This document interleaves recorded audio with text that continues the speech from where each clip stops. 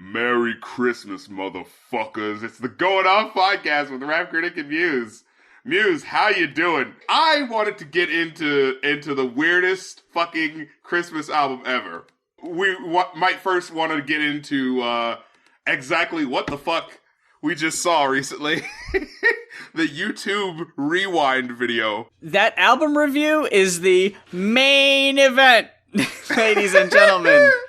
But beforehand, we have an opening act, and it is just as confusing and... what's the word I'm looking for? Underwhelming? Yeah!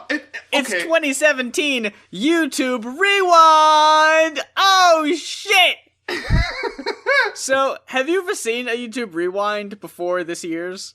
No, I have not. Oh, okay. See, I have. I have actually made it a thing to watch the YouTube Rewinds every year, just to kind of see what they're like.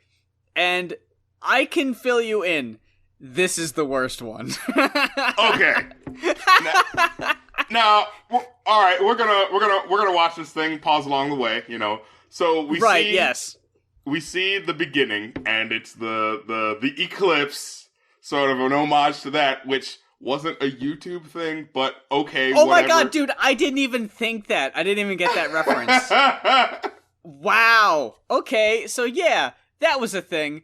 And then the first voice you hear is Stephen Colbert. Stephen Colbert. I love Stephen Colbert. I liked him better on the Colbert Report.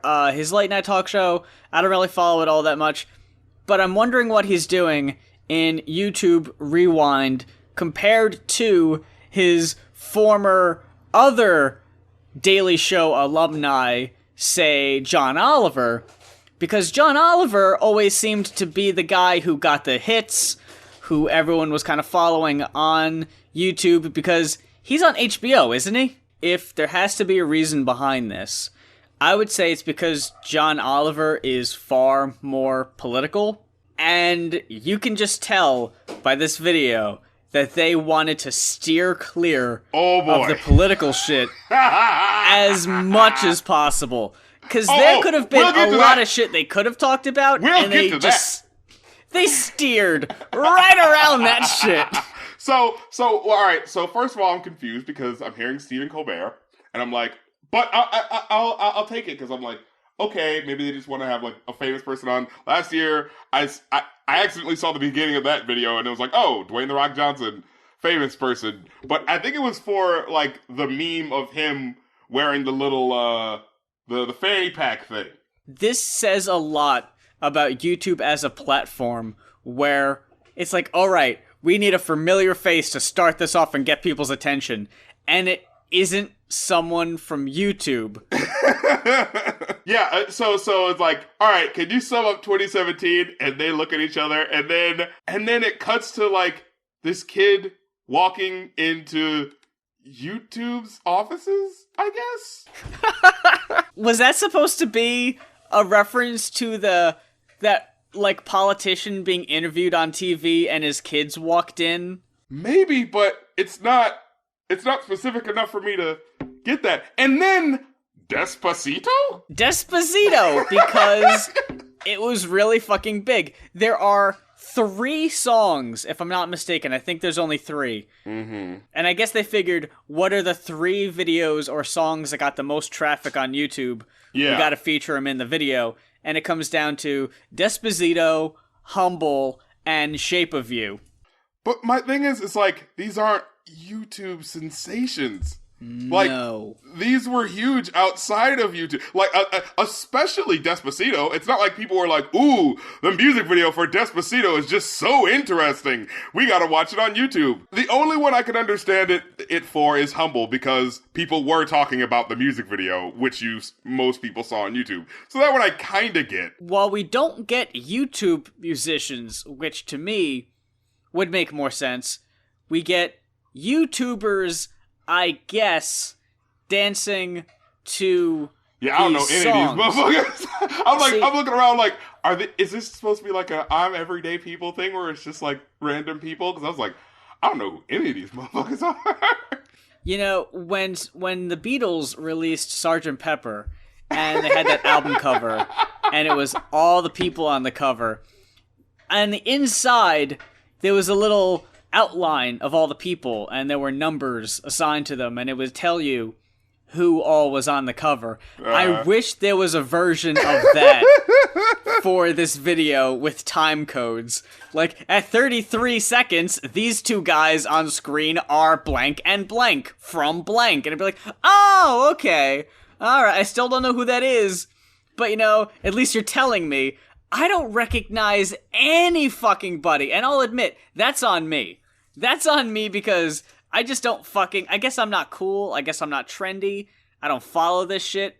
The only people in the entire video I recognized were Markiplier, who was in there for, I want to say, 2 seconds total. Yeah, all the people I fucking knew were just like, oh, wait, oh. They were in there and they were gone, except for the big reveal, but we'll get to that. Oh, we'll get to that. We'll get to the big reveal. And then we move to the humble thing, which is probably one of the weirdest transitions in the video. Because it was like, okay, so there's a train that is being stopped by the fact that this guy, once again, don't know who it is, having a fidget spinner. And he's like, he's controlling it with the fidget spinner, yeah. And don't worry, folks, the fidget spinner makes another appearance Dude, later. The fucking fidget spinner is the star of this goddamn thing more than any of the fucking celebrities are. Dude, I would not be surprised if at the end of this video it said, sponsored by fidget spinners. Pick one up for Christmas. So yeah, this train that is being controlled with a fidget spinner knocks all this snow onto a bunch of YouTubers, presumably, like a car would water in a puddle, and it just covers all these people. And again, if this is the only time you see them in the whole video, you see them for maybe a second covered in snow, and you could barely even see their faces, and they're all like, oh no, I'm being covered in snow. And then cuts to 3 random dudes doing impressions of Salt Bae. Yeah. Which again, I don't think that was a YouTube thing. No, I don't think it was. That was just it was a YouTube thing? I thought it was just a random picture. I didn't know it was a video. No, there was a video. There was a video. Oh, okay. Okay, there you go. 1 point for YouTube. Unless the video wasn't posted on YouTube first. Unless it was a Vine or Instagram, which is very possible. But then we get to the bulk, and I do mean bulk, of this video. It's people throwing slime. Yeah, it's slime. It's slime. Okay. And I think because slime videos, slime's big. Yeah, I think slime videos are really big this year. Again, don't know who any of these fucking people are. Do these people make slime videos? See, that's my main complaint with the video. Like, yeah, it's how are these videos highlighting what these people do? Yeah, I have no idea who these people are, and what they're doing in the video doesn't give me any clues to that. So what you're seeing here, at about 1:30 to almost the 2-minute mark, are these people in a field, throwing slime at each other, making dumb faces, and twirling slime around, combing each other's hair. Like, I need a fucking meme reference, what do you call it? I need a fucking, meme almanac or some shit.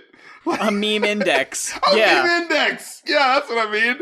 I need something to tell me, is that a reference to something, or were they just, doing something stupid, you know? Everyone is all smiles, right? Everyone is so chipper. Everyone's having such a good time. Right about now is the point where it's like, hey, advertisers, see? YouTube is like a fun, friendly place. Mm-hmm. It's not full of Nazis and hate and alt-right bloggers. No. Do you think that's what this ultimately was? This was their let's not do anything that could possibly offend anybody. Nice, pretty, happy. This is their if I could give the world a Coke ad, basically. Exactly. Yeah, somebody trips on some slime. And then it transitions into shooting stars. What they do here, though, which ruins it, is instead of people just falling and that being the joke, because that's how it starts, it then goes into, now we're just going to have people dancing and act like they're swimming. And it's like, that's not the joke, though. Yeah, because YouTube doesn't get the joke. Like, YouTube, the people who made this video, there are literally people who... We know that there are people on our site that are really popular. We don't know why people like this shit. And so what we're going to do is just... That's the aesthetic of what they do. Hey, someone repeating something going back and forth. Let's just show that. Instead of the reason why it was funny is because, well, what's happening in the situation is this crazy thing is happening and then it's going out into space. But instead of like showing the aesthetic of why that's funny, they're just showing they're just doing the copy paste where like, well, we're just copying that action instead of showing what the context of that action. Like these slime videos, whenever I see these slime videos, it's not people throwing slime at each other, it's them playing with it in their hands. And these two sections, the slime part and the shooting stars part, are a really easy, super cheap way of getting a whole bunch of people in the video all at one time without having to focus on them for too long. Mm-hmm. You get a shit ton of faces that are all really hard to tell apart, especially because it's moving pretty fast. It's like, I get it, there's a lot of creators and you can't feature them all, but how about you just pick like 10? You just pick like 10 and focus a good bit of time on that. Why do you need a 7-minute video with all these different set changes and all this when at the end of it, I don't know what YouTube is. Like, this doesn't tell me what YouTube is. Yeah. It doesn't represent it in any sort of way. The only person that it focuses on for more than a half second is Casey Neistat. I know him. I remember him. He's the guy who said he was canceling his YouTube channel. Like, Jesus Christ, people. We then get sent to a graveyard, which is like a meme graveyard, I guess. Because you see Harlem Shake and there's a few... Phil DeFranco. I know him. Phil DeFranco is there, that's right. I do recognize him. And I do think it's funny, I will actually give him this, that there's a headstone for Catch Me Outside, and it's like 2017 to 2017. Like, they're not even entertaining the thought of that taking off. Oh, it goes to All-Star. Now, All-Star is actually pretty funny. And the joke was that it was popular in 99, then it randomly became popular this year, and it'll probably become popular 20 fucking years later for no real reason. Like, that's actually kind of slick. And it was a thing that became big this year. So it's just like, I get why that's here, and it was specifically on YouTube where this happened. You know what I'm saying? And you know what was the best part about that? It was subtle. It wasn't shoved in your fucking face. If you saw it, you saw it. If you didn't, you didn't. And then what? We're thrown right back into the shooting star meme with someone dabbing. We then transition for about a second and a half to the singer Poppy and another person sitting next to her who I didn't recognize, just kind of stirring tea. Then it's right back into space, but only for a little bit though, because then it needs to have a jarring transition where this one person was flying through space, and now they're just falling back to Earth, slowly out of frame, as we see and hear a montage of all the tragedies from the past year. Oh, no! No! Just, look, guys, I get it. I really do.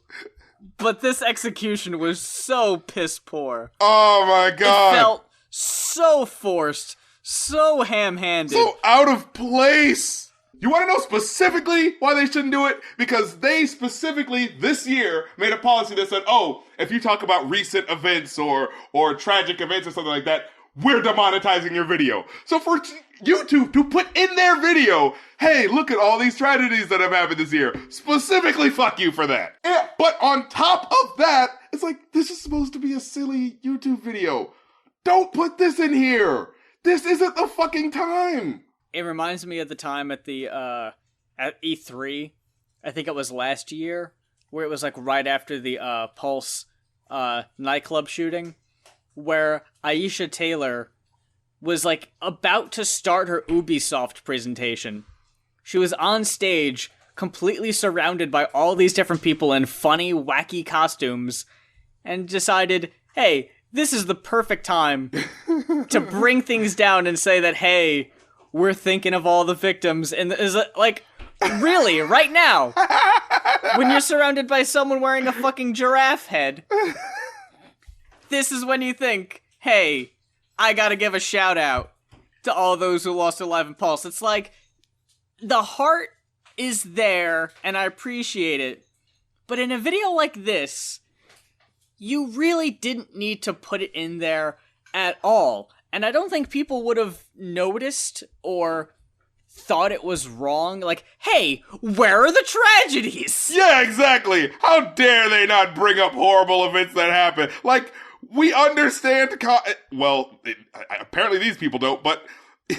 most watchers understand context. The largest mass shooting in America history would probably be one you'd want to focus on, but I think they mostly focused on the natural, quote-unquote, of course, tragedies. Of course, because like, no one let's has not to talk think about the a hurricane. shootings. Yeah, no one has to think we're about just going to talk about the hurricanes. We're going to talk about all of that. I do hear the name Ariana Grande thrown out there, so they do reference that explosion at an Ariana Grande concert, but I don't even know if we ever found out what the cause of that was, so that's a safe bet. But let's not talk about the shooting, because that's too specific, and that could bring up a gun rights argument, and we don't want to do anything that could even hint towards anything political, so instead, we're just going to show these YouTubers looking somber for about a half second, and then we're going to show them holding hands to be like, hey, you know what, gang? Together, we can get past this. We did Bull fucking shit. You didn't do a goddamn thing! I fucking can't stand this fake, like, yeah, all these YouTubers who may not know each other all that well, we're all gonna come together, and YouTube does not have, as much as they wish it did, does not have that strong of a fucking community feel. And then we're right back to it. Like, not even a fucking beat. We're now at a rooftop party where someone is DJing with a fidget spinner! These 4 groups of 4 all come in from different sides.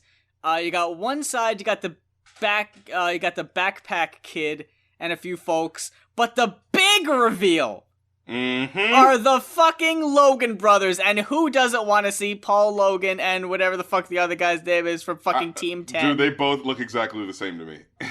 Everyone loves Team 10. Remember when everyone was talking about Team 10 for that thing they did that was so newsworthy? You know, the thing where they went on TV and were part of a news story that was all about how much of shitty neighbors they were? Yeah, and how they're, like, making fires in their backyards and shit, and doing lots of really horrible things. Yeah, and here's the thing, it's just like, well, you know, PewDiePie wasn't in this video, and we know why. So we need another obnoxious blonde guy. But it's like, enter Logan Paul! But my thing is, it's just like, well, then why are they in the video? Because people fucking hate them. Yeah. They did I think really that was just kind of shitty like a fuck you. Yeah. I think it's feel just like that was kind of a I feel like that was kind of a fuck you to the audience, honestly. Well, here's the thing. Things like this are not done by people who have an idea, right? This video wasn't made by someone who was like, I know what I wanted to do. You know what I've wanted to do all year? Get all these people together and show off all of their talent so that we can really... No, that wasn't what they were trying to do. This is, like you said, this is an ad for YouTube. This is an ad to say, look how happy and shiny everything is. And here's the thing. Jake Paul, or whoever the fuck his name is, whatever the fuck his 2 first name ass did, it wasn't enough to hurt their bottom line. It was enough to hurt Disney's bottom line to be like, we don't want to associate with you motherfuckers. But it wasn't enough to hurt their bottom line, so he stays in. We then go from the rooftop party where everyone's dancing, and half of them are doing the fucking backpack kid dance. That was a funny thing for a day and a half. Which I do not remember that fucking happening. People told me about that. I never saw that happen. It was people telling me about it. You know? Okay, yeah, I'll admit, I was fully aware of that one. Okay. Because I saw the video of him doing it, then I saw him at the VMAs or whatever, and he danced with Katy Perry, and then he was in the Katy Perry music video, and here he is again, doing that one thing that he'll always be known for, the only thing. But then, someone throws the wrong slime at the wrong guy, I guess. Like, is that a thing? Does Jake Paul or Todd Paul or fucking two first name guy, does he not like Logan Lucky? Yes. Yeah, does he not like having things thrown? Because he's like in the middle of dabbing, like, oh, I'm dabbing. This is still cool, right? And then he gets the thing thrown at him, and he's like, what? They're gonna throw down, but then it's like, ah. And then he throws one at his brother, which that wasn't even the guy who threw it at him. It was someone else. But okay. And then they just start pelting everybody with slime. No one is safe now. No one is safe from the slime power. Now that the combined power of the Logan twins has come together, there was no stopping this mob. But then we get Stephen Colbert again, who is, I guess, now the weird Greek chorus narrator of this music video, who just yells out, "The floor is lava," so we can then get a lazy transition to a bunch of people acting like the floor is lava. Which, what? I don't think that was a YouTube thing either. No. I mainly saw pictures of that on like Twitter and Instagram. That was literally never a YouTube thing. The person who made this video and had this idea, they didn't think about like what the joke is. All they had was the premise. They didn't actually think about the context. The context is, oh, respecting women is the floor is respecting women or something like that, and then having someone jump up. The joke isn't that just that lava is on the ground. The joke is that you're doing the opposite of this thing, and haha, because this person's jumping up and trying to avoid the floor. Right. You know? And isn't The Floor is Lava like a game that children have been playing before we were born? Yeah! So, like, that's nothing new, especially not from 2017. Might as well have sent this, like, the idea for this video through, like, a YouTube bot or something like that. Like, they just typed in all the words for everything that happened this year, and it's like, and give us back the scenarios that you would want to make for a video. Because, like, you know, a machine wouldn't understand that there's context to the floor is lava and the floor is this. All they understand is, so we have a scene where everyone is avoiding lava. You know what I mean? Because there's no context. Bringing it back to Poppy, having the weirdest moment in the video where it just cuts back to her and she just says, "I'm Poppy," and then it just cuts away from her. I mean, you know what? If we're gonna say that the videos should be about what they're known for, that is kind of what she's known for. And at the very least, she said who she was, which is more than what everybody else in the video should have done and didn't. Literally. She's the only person I know for sure who it is. Like, she might get the most views off of this fucking video because she's the only fucking one who actually identifies who she is. This week on the Going Off podcast. Merry Christmas, motherfuckers.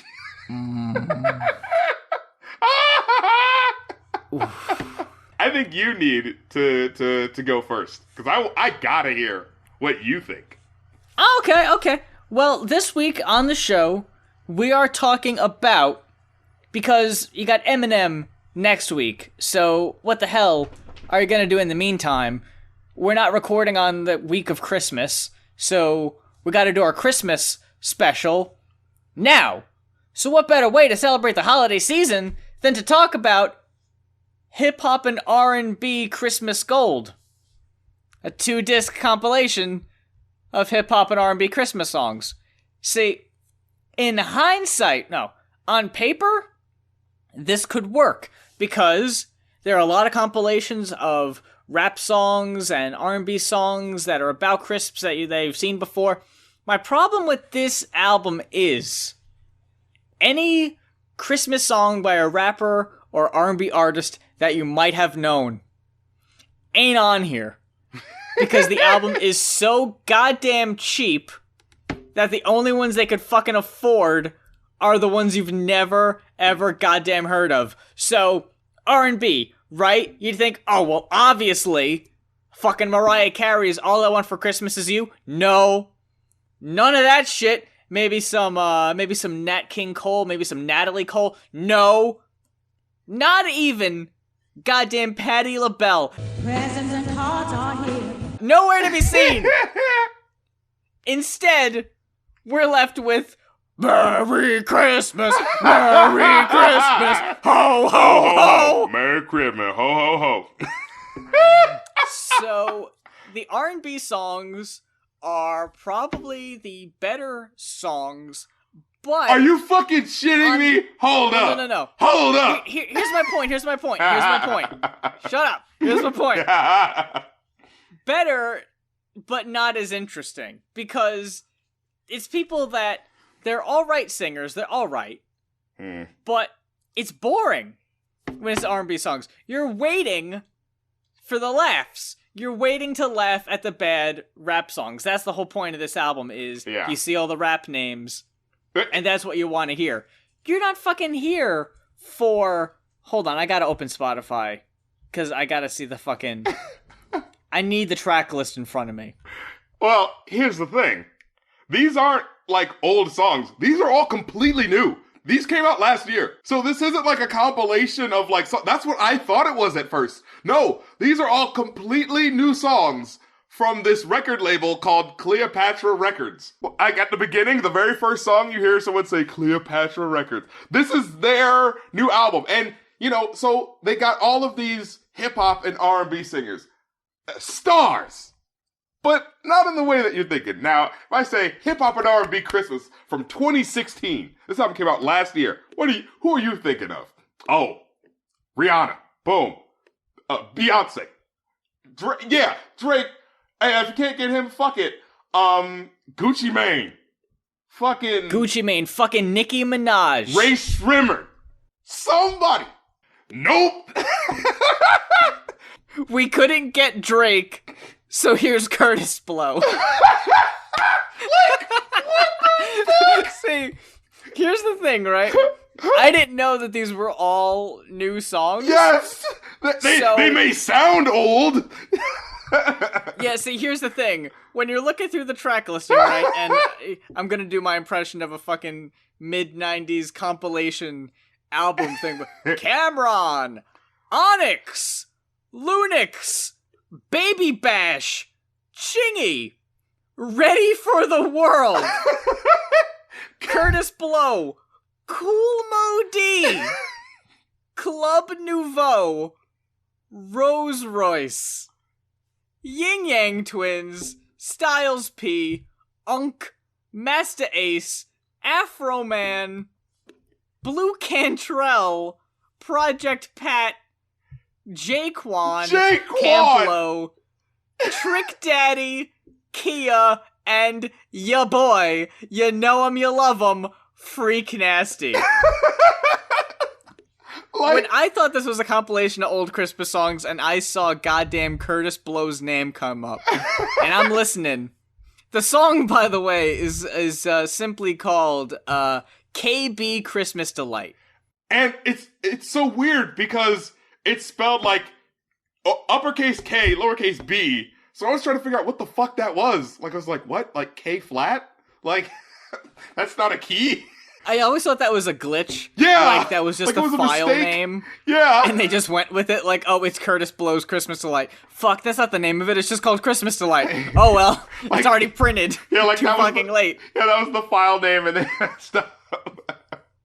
So, when his fucking song gets started, it's got this Rapper's Delight. Dude, beat. It's literally fucking The Breaks. Like his first big hit from 1981 and shit. And what's funny is you'd think it would be like, these are the Christmas breaks. That would have been funny! That would have been funny! Because you know, whenever you get these fucking rappers back in the day who used to do Christmas songs, it was basically just like a Christmas version of a song of theirs you'd already heard before, and that's the joke. Because, ultimately, Christmas songs by a rapper like this, by an artist like these, are cheap cash grabs, which is exactly what this album overall is, so it makes perfect sense. A nostalgic, cheap cash grab. When I saw his name, and before I had known that this was a brand new album of all brand new songs, I was listening to Curtis Blow, and he's talking about all these folks that are coming over, right? And he's like, Run DMC in the house. And I'm like, Okay, that's cool. And then he just goes, Uncle Snoop in the house. And I'm like, Uncle Snoop? Wait a minute. How fucking recent is this? And then he just goes, Kanye and Kim in the house. And I'm like, I was in my car and I just went, no! Get the fuck out of here, Curtis Blow! Kanye and Kim in the house! I was like, oh no, fuck me.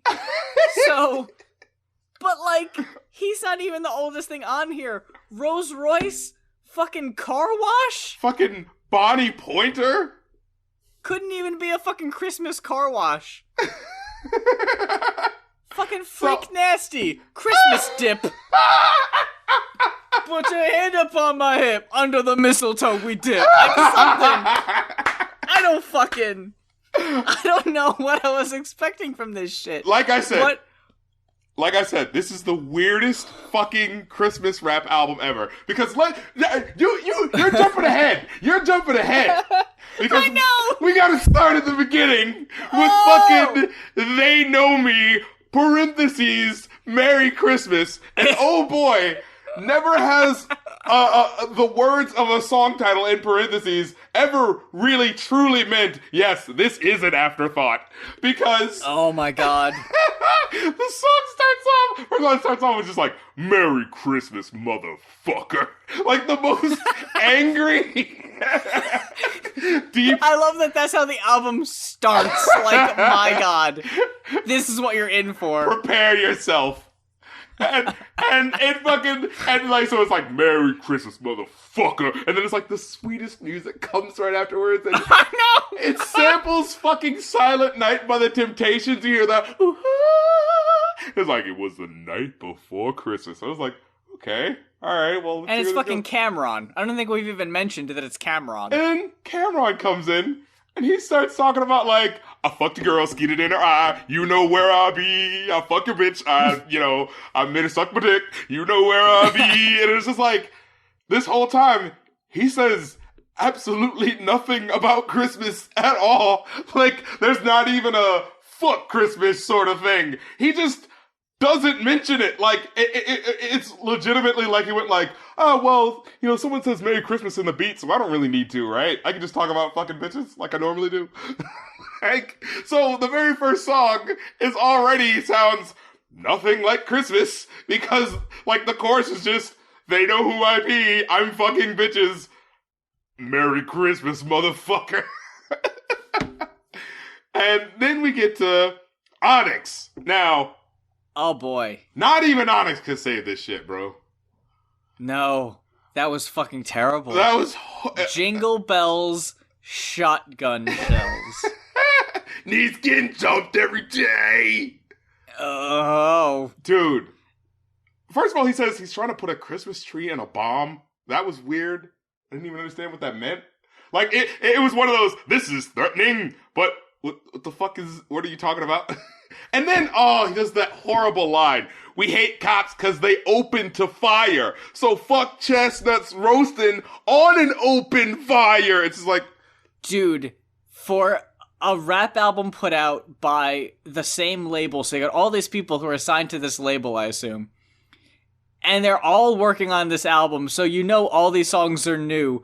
I think every rap song has that rhyme in it. Open fire line. Yeah, that appears open like fire 3 rhymed times. with open fire. I swear, it comes up like 5 times. Yeah. It's absurd. But it's the go-to joke. yeah, and it's just like, I get it, but none of them make it work at all.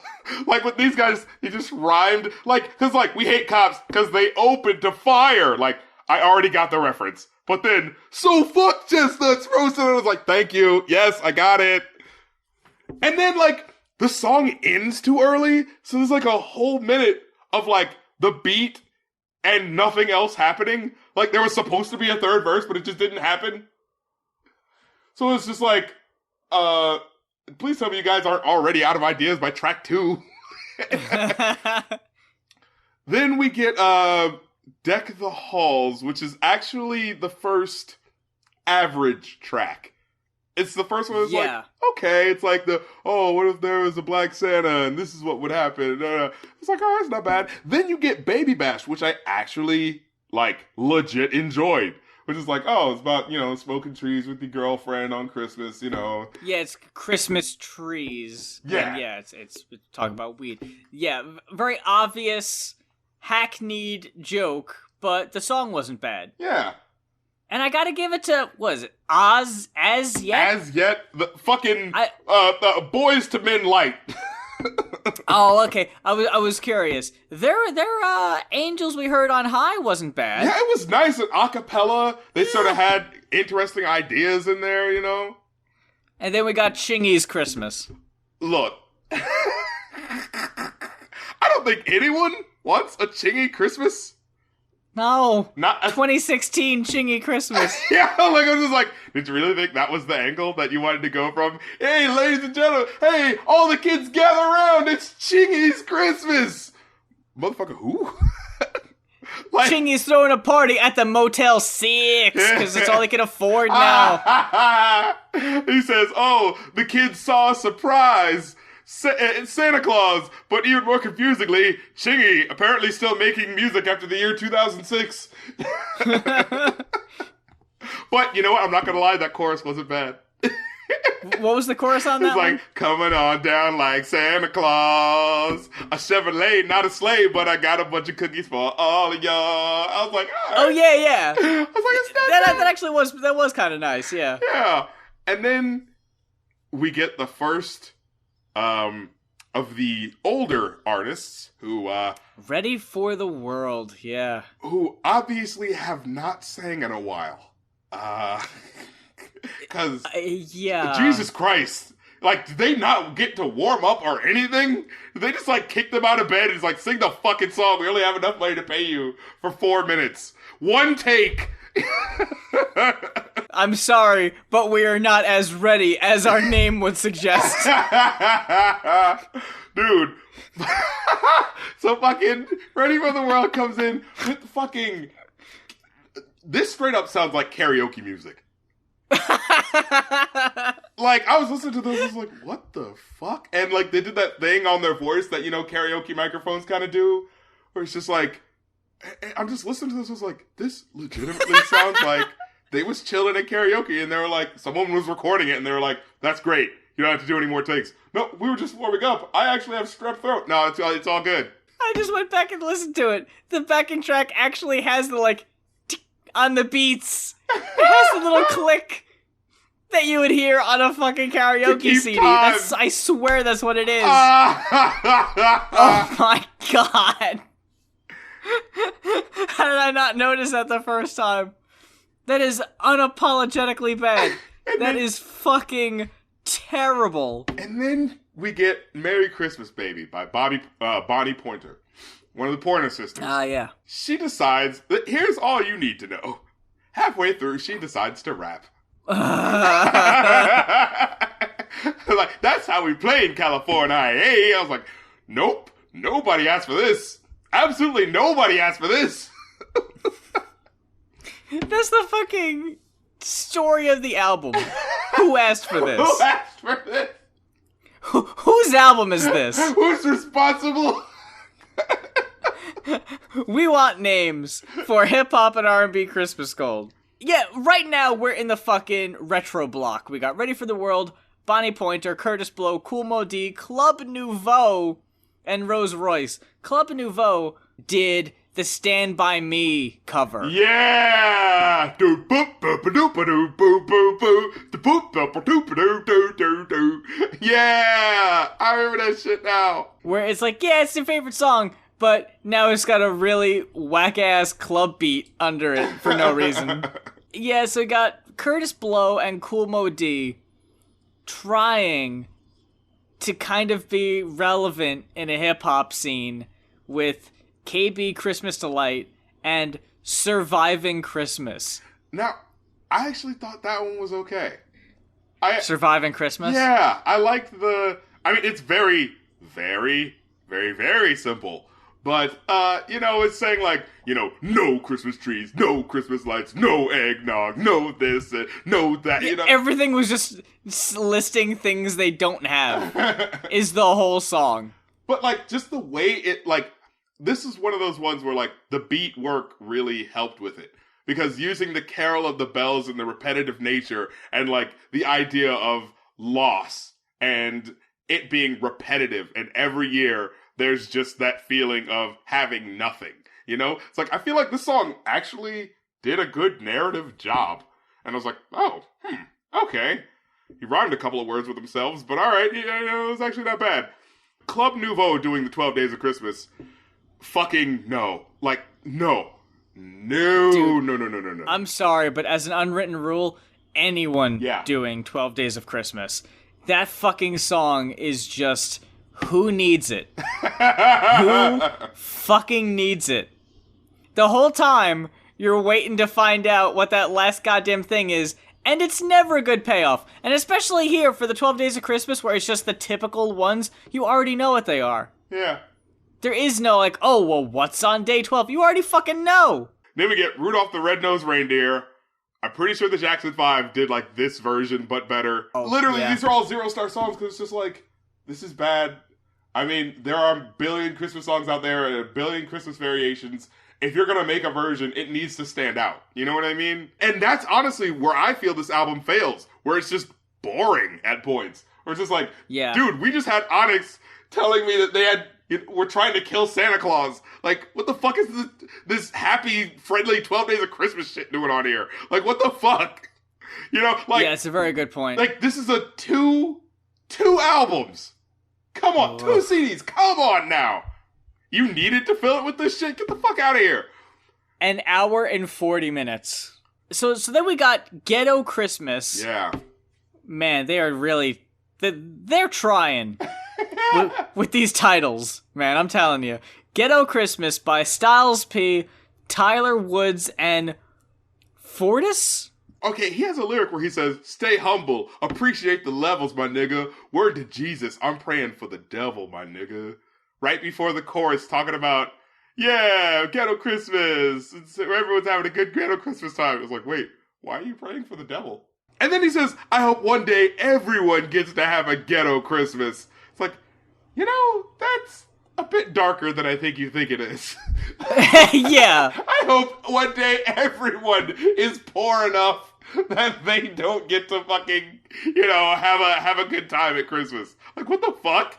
Like, that's fucking dark. That fucking reminded me of that. That reminded me of that Sean Kingston song. Yeah, I'll take you there. Where it's like, we can go to the slums. It's like, where killers get hung. Why would you want to go there?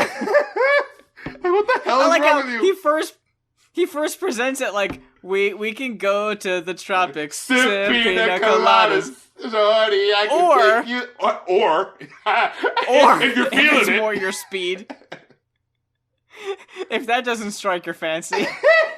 I remember in one of my early videos, I had a joke where I said, like, come with Sean Kingston. He can take you there. Warning, Sean Kingston makes no promise that he'll be able to bring you back from there. It is a one-way trip. So, then we get... Oh, the star of the show. crux of the album. Ho, ho, ho, by ya boys, the Yin Yang Twins. It fits so well on this album for the Yin Yang Twins to be singing a Christmas song for no reason set to Farajaka.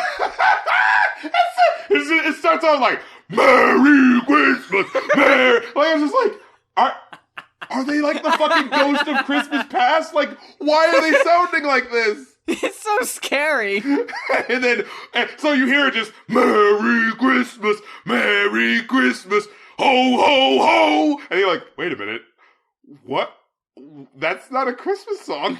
Look, Frere Jacques is not a Christmas song. Why are they singing this? And then in the background, just the, Merry Christmas, ho, ho, ho. Merry Christmas. I got your present. Here go yours. Where the hell's mine? Ho, ho, ho. Merry Christmas. Like, what the fuck? Dude, If the whole rest of the album was like this, I really would have liked the album, to be I would have honest. recommended it. Because this album isn't even so bad it's good. It's just boring. Yeah, like, I can't even call it the worst Christmas rap album. It's just weird. Yeah. It's just weird with the places that it goes. But, this song is what you think the album would be about. You know? Right. Exactly. And then, do you remember that one part where it says the ho ho, and like, it was like, sounds like it's being like repeated on a loop, like mechanically, but then it starts to speed up like he's being sucked up by a fucking tractor beam. Ho ho ho. What the fuck was that? Ho ho ho. Oh hell, somebody help me. Merry Christmas. Oh. Oh my god. Oh, it's so bad. That is music that I would play at the Christmas party. Oh yeah, please. That fucking just... By the way, it doesn't start with the ho ho ho right away. I listened to it. It starts with like a... Merry! So you have no idea what the fuck is coming your way. I just listened to it again. It really does. Like, why does it do that? I thought it was gonna go on for like 4 more measures, you know, but it just hits you. Maybe that was intentional. I don't know. Then you get What Do You Want for Christmas by DJ Unk, the guy who did Two-Step, the 2-hit wonder from the mid-2000s. Yeah, he did Two-Step, and then, what was the other one? Walk It Out. Like, somehow he just happened to get 2 hits really quick. He just, bow, and he's gone. But the weirdest thing is, it starts off with, like, Michael Myers music. Like, it starts off with someone saying that. I'm like, that's literally not the holiday for what this is. Like, what the fuck? Like, what? Why? But that one, honestly, that one's completely forgettable. Like, there's absolutely nothing to say about it, other than the fact that it's a Christmas song that starts off with someone saying Michael Myers music. But then we get actually possibly one of my new favorite Christmas songs. Black Santa Toys, Toys, Toys by Master Ace is the best song on the album. No fucking doubt about it. And it's almost near the end. Clear and away the best. And it's almost near the end. It's almost a reward for putting up with the bullshit. Yeah, it's actually like a little sweet Christmas song. It's really cool. It's about Master Ace being a kid, in the hood and in the ghetto, and he hears that there's a black Santa at the mall, and he's like giddy as fuck, and he's just like, oh my god, am I gonna see a black Santa? This is gonna be so cool. I wonder if he has like a pick for his nappy hair under the thing. I wonder if he, he's some guy who's like trying to get his life together or something like that, It's like, I can't wait to see him because I'm gonna be so happy. And then, the chorus is like, it even encapsulates like that feeling of like coming down the stairs on Christmas Day, because it literally just goes like toys, toys, toys, toys. I was like, oh my god, this is so nice. Like, this is a pretty fucking song by one of, honestly, the best and most underrated rappers fucking alive today, Master Ace. If you don't know who the fuck Master Ace is, Jesus Christ, he is better than this goddamn album. Who, I don't know what fucking publicist fucked up and got him on this shit. But, yo, I appreciate it. This is like the dude that inspired Eminem's flow. Like, seriously, you guys need to check this fucking guy out. Then, almost as if to say, oh, you were expecting good music? Well, let me just knock that like a thought out of your head. Afro Man and dubstep. So moving right along, we have Oh Little Town of Bethlehem, again, another bad song, by Frida Payne, chick who did Band of Gold. It's bad. It's just, once again, the karaoke shit. Dude, at this time, I'm so fucking angry. Like, I'm just listening to the bad singing, and I'm just like, you guys are, like, disrespecting my time right now. Then you have Force MDs who do like the pinnacle of this is probably the best sung Christmas song on here purely because it's mediocre.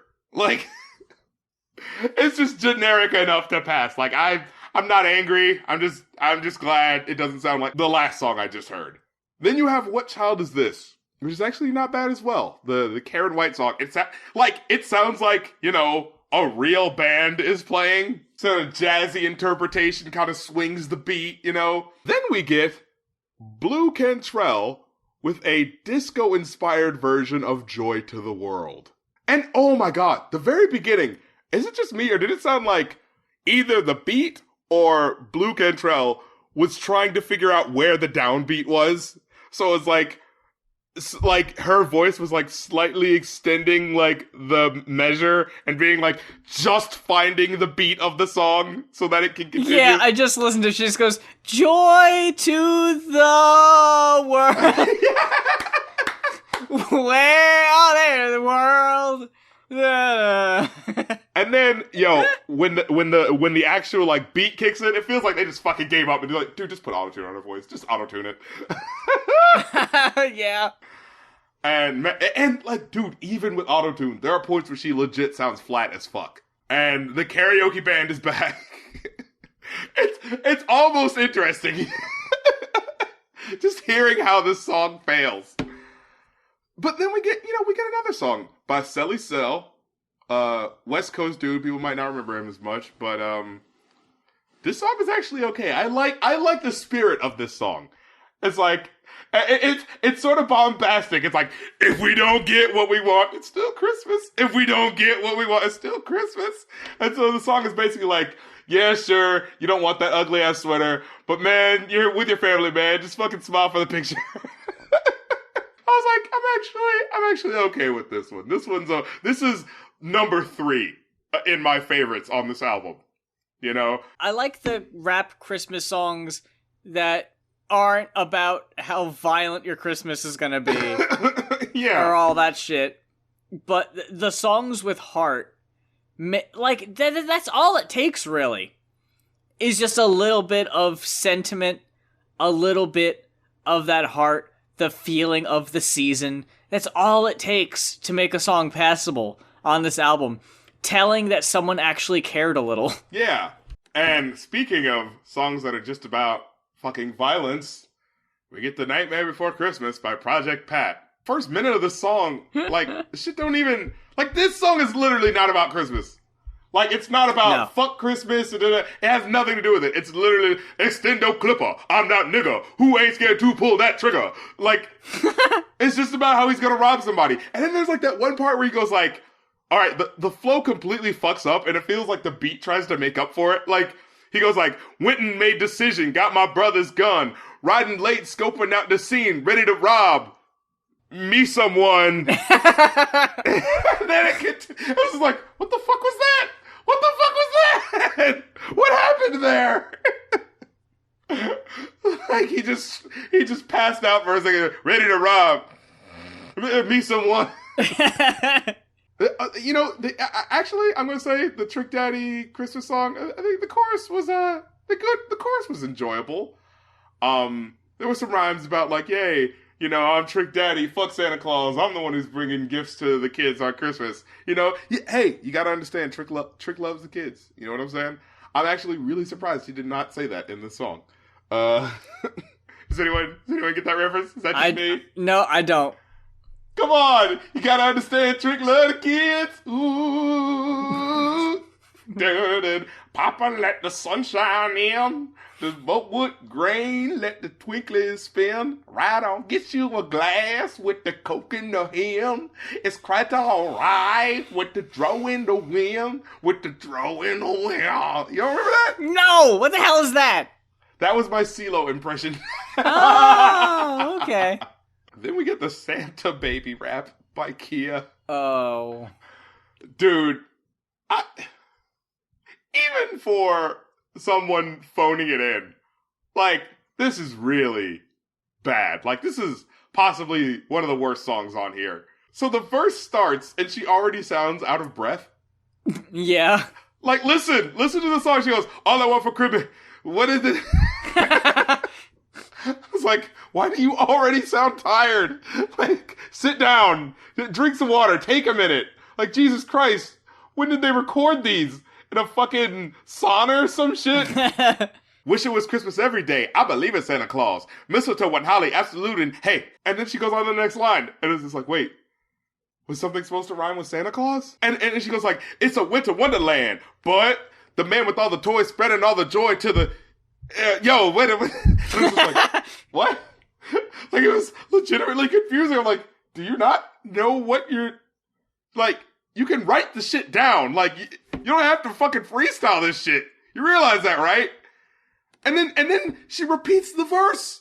She repeats the verse again. And it's like, it's not better. Like, it's not like, oh, that's where the rhyme was. Oh, that's what... It's like, she sounds just as out of breath. But it doesn't sound like they repeated it, like they just repeated the vocal thing. Like, she actually just rapped it twice. Because there's different parts where she sounds tired. And it's just like, what the fuck is this? Like, dude, even if I paid someone to make this song, I would not put it on an album. This fucking album, it's such a one. Oh, yes. It is definitely such a... There is no debate that this is a one. Like, we were not going to have an argument over this. No, we wouldn't, and I won't hear it from anyone in the comments that it's anything but a one, because you're just trying to find an argument to be a dick, because no one in their right mind could possibly see this as anything more than a one. This is a cheap cash grab all over it. It is so obvious, and it is so, like I said before, it's unapologetic. It so doesn't care how fucking cheap it sounds. The It's Christmas song, the Trick Daddy, like, it starts fading out in the last verse. You remember that, right? Yeah. Where it's just like, did you guys even give a shit about, like, mixing this shit right? I think there's a reason I didn't hear about this last year when it came out, and why we didn't talk about it last year. So it does feel weird that we're a year late to the party here, but this is goddamn buried treasure. I do recommend it in a weird way. Like, it's something to behold, right? like I said before, it doesn't even come close to so bad it's good, unfortunately. But it needs a whole bunch of tracks shaved off of it before it can come to that. If you just want to have yourself a fun little experiment here, just find it on Spotify. It's all on Spotify. And just pick out the names of the artists you recognize and just listen to those. Because odds are you're probably hearing the only ones worth listening to, if we're being honest. And if you want to listen through the whole thing, for whatever reason, I mean, be my guest. But it's really dull. You're not gonna like it. Especially the Deadland that is like the 4 or 5 tracks where it's just singing. There are probably 10, maybe, songs worth listening to out of almost 30. That about wraps it up for this week's episode of the Going Off Podcast. Thank you very much for checking us out this week. Thank you very much to Scott Buster, who's been listening in on this week's episode of the show. If there is an album that you would ever want us to talk about on the show, we're open to requests. Just check out our Patreons, either patreon.com/rapcritic or patreon.com/muse for details. If this is your first time listening to us, all of our old episodes are on SoundCloud and iTunes. That is soundcloud.com/goin, Goin off podcast, or you could just search the Going Off Podcast on iTunes. Download all our episodes and listen to them wherever you go. Follow us on Facebook, Twitter, and until next week, for the Going Off Podcast, I'm Muse. And I'm Rap Critic. Merry Christmas, motherfucker.